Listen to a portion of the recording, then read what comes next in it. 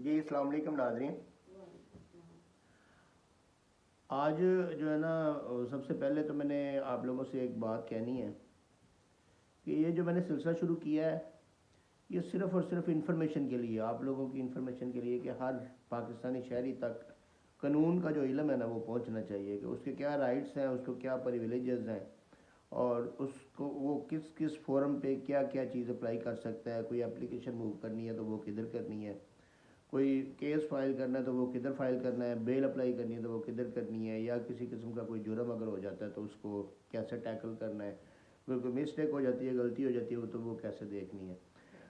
तो क्वेश्चंस आप बहुत ज़्यादा करते हैं माशाल्लाह, और मुझे खुशी भी होती है। मैं इंशाल्लाह आपके सारे क्वेश्चंस का ऑलरेडी भी जवाब दे रहा हूँ और आइंदा भी दूंगा। लेकिन क्वेश्चन करने से पहले एक चीज़ क्लियर किया करें कि आपके पास अगर कोई डॉक्यूमेंट्स हों तो वो स्कैन कर दिया करें साथ, और क्वेश्चन मुकम्मल तफसील के साथ ऑडियो मैसेज में जो है ना वो सेंड किया करें, ताकि मुझे समझ आ जाए। अक्सर अक्सर यानी कि 90 to 95% क्वेश्चन आपके अधूरे होते हैं, और वो मैं एक दफ़ा सुनता हूँ, फिर उसके बाद मैं उसको आगे तफसील पूछने के लिए उसमें से कुछ पॉइंट्स आपको पूछता हूँ, तो फिर 2-3 घंटे बाद जब जवाब आता है तो उस वक्त तक कोई और जो है ना बीच में वो क्वेश्चन हो चुके होते हैं दूसरे दोस्तों के, तो वो भूल जाता है मुझे, तो वो कंफ्यूजिंग टाइप हो जाता है। इसलिए एक ही दफ़ा जो है ना वो पूछा करें, और ऑडियो मैसेज में तफसील से जो है ना वो क्वेश्चन किया करें, तो इंशाल्लाह आपको अच्छा मशवरा मिलेगा और प्रॉपर आपको गाइड किया जाएगा। तो आज एक दोस्त, इसी तरह आज एक दोस्त जो शायद इधर बन्नू वाली साइड से थे, उन्होंने क्वेश्चन किया कि उनका कोई फ़ैसला हुआ था किसी केस का आज से कुछ चंद साल पहले, तो उसमें कोई इस्लामी नज़रियाती कौंसिल का कोई फ़ैसला उन्होंने सुना है, कोई देखा है। तो मैंने उनको बताया था कि इस्लामी नज़रियाती कौंसिल कोई फ़ैसला नहीं करती, क्योंकि वो एक आइनी इदारा है। तो फिर उन्होंने कहा कि हमें वो बताएं कि इस्लामी नज़रियाती कौंसिल क्या है और ये क्या काम करती है। तो मैंने सोचा था कि आज आप लोगों को इस बारे में इंफॉर्मेशन दूं कि इस्लामी नज़रियाती कौंसिल क्या है। इस्लामी नज़रियाती कौंसिल एक आइनी इदारा है, और ये जिस तरह दूसरे इदारे डिपार्टमेंट्स होते हैं, जैसे ये अब ब्यूरोक्रेसी है, जैसे यानी कि महकमा रेवेन्यू, महकमा माल है, तो अराजी रिकॉर्ड सेंटर है, इसी तरीके से ये एक इस्लामी नज़रियाती कौंसिल जो है ना वो एक इदारा है। ये सबसे पहले 1956 में जिस वक्त आइन बनाया गया था उसमें इसकी इब्तदा की गई थी। उस वक्त इसका नाम इस्लामिक कमीशन रखा गया था, और इस्लामिक कमीशन के तौर पे ये जो है ना शुरू हुई थी। और उसके बाद फिर 1962 का आइन बना, जिसमें इसको advisory council of Islamic ideology जो है ना इसका नाम रख दिया गया। और फिर 1973 के आइन में एक बाकायदा आर्टिकल आर्टिकल 228, आर्टिकल 228 जो है ना वो इसकी बाबत है, जिसमें इसका नाम इस्लामी नज़रियाती कौंसल यानी कि आइडियालॉजी, इस्लामिक आइडियालॉजी कौंसल जो है ना इसका नाम है, जो IIC इस्लामिक आइडियालॉजी कौंसिल इसका नाम रखा गया। और उस जो आइन की 200 आर्टिकल 228 में ये इसका सारा स्ट्रक्चर वगैरह भी वो सारा डिफ़ाइन किया गया कि इसमें मिनिमम जो है ना 8 मेंबर होंगे और मैक्सिमम जो है ना वो 20 मेंबर का होंगे। और इनका एक जो है ना वो बाकी इनके जो है ना वो एक इनके जो चेयरमैन होंगे। तो जो आजकल का जो स्ट्रक्चर है इसमें 20 मेंबर हैं, जिनमें चेयरमैन जो है वो जनाब मोहतरम डॉक्टर किबला या साहब हैं, और इसके बाद बाकी जो है ना वो 19 मेंबर्स हैं। वो मुख्तलफ फ़िका से ताल्लुक़ रखते हैं, मुख्तलफ मसालिक आप जिनको कह लेंगे, कोई शिया फिर मसलक से होंगे, कोई अहले हदीस मसलक से होंगे। जैसे डॉक्टर अब्दुल गफूर राशिद साहब हैं, वो अहले हदीस जो मसलक हैं उससे उनका ताल्लुक़ है।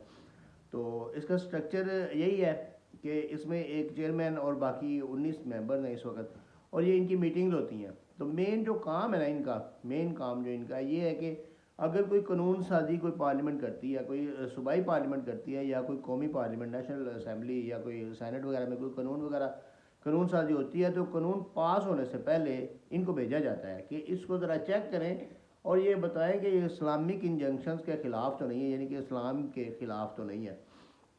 तो फिर ये उसमें मीटिंग करते हैं और उसमें अपनी राय, अपनी ओपिनियंस वगैरह देते हैं। अगर इस्लाम के मुताबिक होता है तो उसको इस्लाम के मुताबिक गिनते हैं, और अगर इस्लाम के मुताबिक नहीं होता तो फिर उसमें ओपिनियंस देते हैं कि इसमें ये वाली चीज़ जो है ना इसको चेंज कर लिया जाए। और लेकिन बहुत ज़्यादा कवानीन ऐसे हैं जो मार्शल लॉ दौर में आए या डिक्टेटरशिप में जो आर्डीनेंस वगैरह बने हैं, वो उनमें से कुछ चीज़ें ऐसी हैं जो इस्लामिक इंजंक्शन को फॉलो नहीं करती, लेकिन इतने ख़िलाफ़ नहीं है कि हम उसको कहें कि ये इस्लाम के ख़िलाफ़ लाज बन चुके हैं। नहीं, ऐसे कोई नहीं है, ऐसा ला कोई नहीं है जो इस्लाम के ख़िलाफ़ हो। कानून प्रॉपर जो है ना वो सारे इस्लामिक आइडियालॉजी को सामने रख के बनाए जाते हैं, और इस्लामी आइडियालॉजी के सरासर ख़िलाफ़ कोई नहीं होता, मुतज़ाद कोई नहीं होता, और इस्लाम के मुताबिक होते हैं। इसका स्ट्रक्चर जो है, इसमें इसकी जो बिल्डिंग है वो इस्लामाबाद में है, और इसकी वेबसाइट है CII.gov.p का। वहाँ पे आपको सारा इसका मिल सकता है, इसका ढांचा, इसकी हर चीज़, ईच एंड एवरीथिंग आप उधर देख सकते हैं। इनका काम भी है कि ये रिसर्च वगैरह करते हैं। इनके मुलाजमीन भी माशाल्लाह काफ़ी हैं। जो डायरेक्टर जनरल हैं वो भी एक डायरेक्टर जनरल इनके 19 ग्रेड के हैं। इसमें चीफ सेक्रेटरी 20-21 ग्रेड के चीफ सेक्रेटरी होता है। इसके अलावा 17वें ग्रेड के, 17वें ग्रेड के, 17वें 18वें ग्रेड के जो रिसर्च ऑफिसर्स हैं वो तो बेशुमार हैं। इसके अलावा इनकी बिल्डिंग में अपना, यानी कि इनकी रेजिडेंसीज, इनकी मस्जिद और इनका सारा कुछ मौजूद है।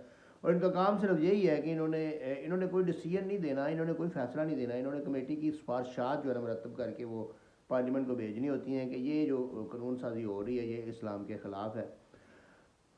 इसी तरह वो जो भाई जिनका क्वेश्चन था उनको मैं ये बता दूं थोड़ा सा कि अगर कोई इस्लामिक हवाले से कोई केस वगैरह आगे जाता है तो उसमें फेडरल शरीयत कोर्ट, जो फेडरल शरीयत कोर्ट है ना, वो फैसला करती है, और उसका फैसला जो है ना वो एक हैसियत रखता है, और लोअर कोर्ट्स जितनी भी हैं उन पर बाइंडिंग होता है।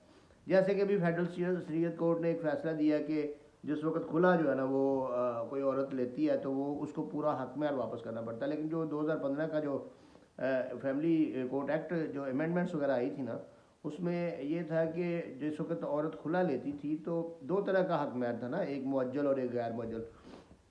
तो जो मुअज्जल था वो उसको 25% जो है ना वो वापस करना पड़ता था, और जो कानून में लिखा हुआ है जो, लेकिन जो गैर मुअज्जल था वो 50% वापस करना पड़ता था।